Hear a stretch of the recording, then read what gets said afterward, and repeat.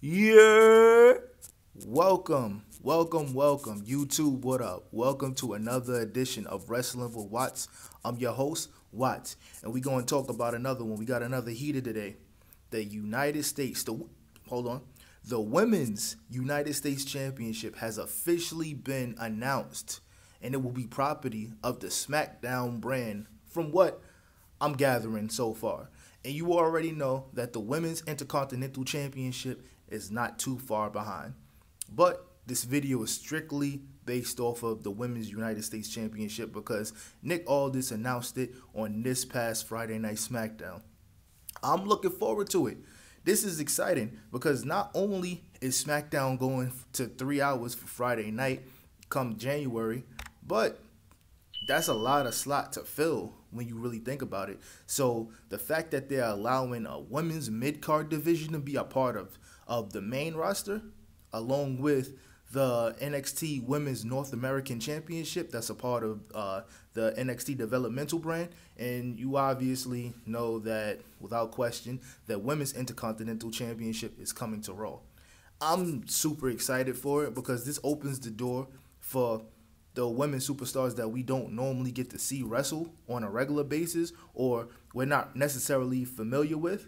Um, this opens the door for the Naomi's. This opens the door for the Meechins. This opens the door for the Chelsea Greens. So I'm super excited. The Piper Nevins, the people that's not really showcased in the women's main event often, and if they do get a shot at the women's main event, it's kind of like a one on because we already know who the Triple H's main people are as far as like that women's championship goes or the women's world championship goes. So this opens the door for, like, let's say once the Intercontinental Championship is revealed, the Women's Intercontinental Championship is revealed, that opens the doors for the Katana Chances and the Kaden Carters of the world. You know what I'm saying? That probably won't really, at least not no time soon, get near the Women's World Championship. But at least it gives them something to really go after and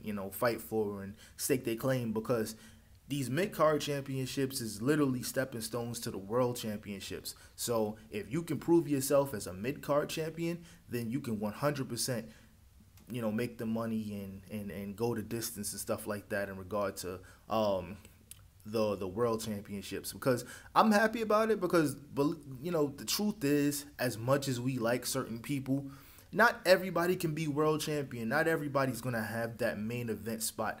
That is spoken for some people.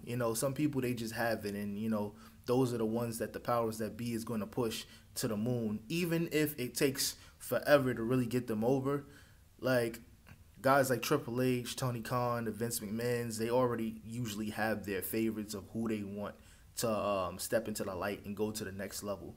So this opens the door for people. I really want to see, even though I have an idea of who's going to probably be the inaugural Women's United States Champion, I do like this for a plethora of reasons. One reason being, we get to see people that we don't normally see on the main roster.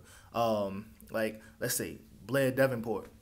We seen her for like 2 seconds over the summer. She was feuding with Naomi, and then she joined the faction with. Well, I wouldn't necessarily call it a faction.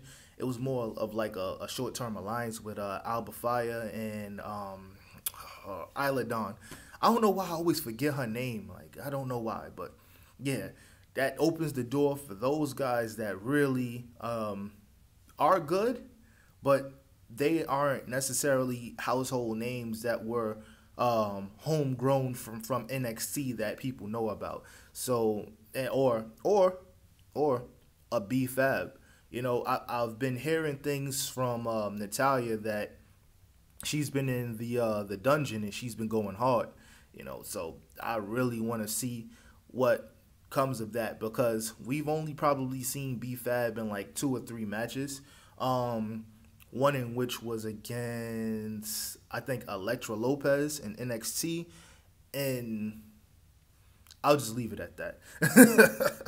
But I do want to see what she could do because she cut the promo with Montez Ford recently, and she had some fire in her eyes, and I feel like she could, bring something to the table to the women's division that we haven't really been seeing lately. So I'm gonna always be an advocate for giving people an opportunity to just show how good they really could be. If they're good, we take it and we run with it. If they're not, then, back to the drawing board. I always say that.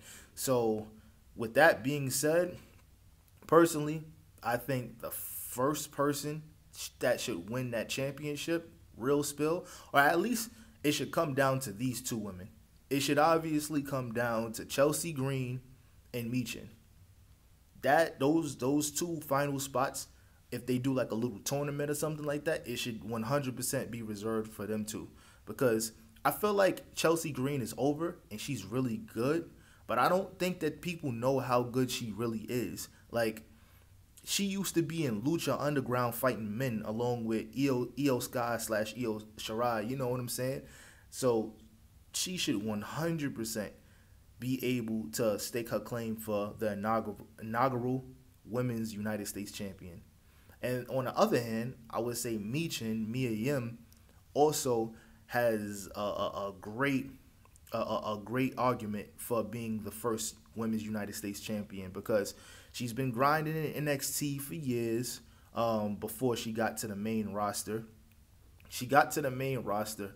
Nothing really started kicking up for her until recently where we're seeing her in more matches. We're seeing her get notoriety. And this is exactly what I mean by you got to give your talent an opportunity at least. That's what I mean by it, because let's think about it from this perspective.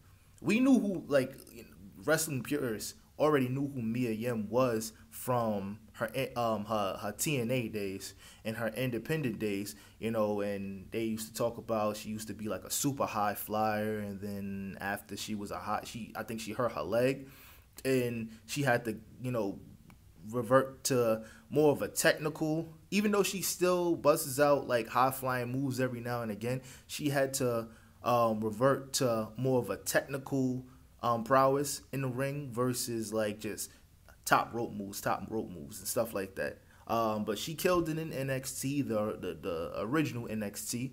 And then she got no, actually she didn't get released. She joined what's that group? Freaking that group with Mustafa Ali and they had all of the weird names, T-Bar and Slapjack and stuff like that. But she was with them, and then she got released, unfortunately. And then Triple H brought her back. Once Triple H brought her back, she was getting matches. She was losing most of her matches, but she was getting matches. But the crowd didn't really know who she was. But look what happened. They kept on showing her recently a lot on TV, giving her matches, giving her attention. She got a great theme song, by the way, so that's a main selling point right there. But she has a good theme song. She could go in the ring. She could talk. She has some charisma. So they've been showing her. They have been giving her matches against Nia Jax and stuff like that. And now she's starting to get reactions when she comes out. So there's an opportunity for everybody to shine.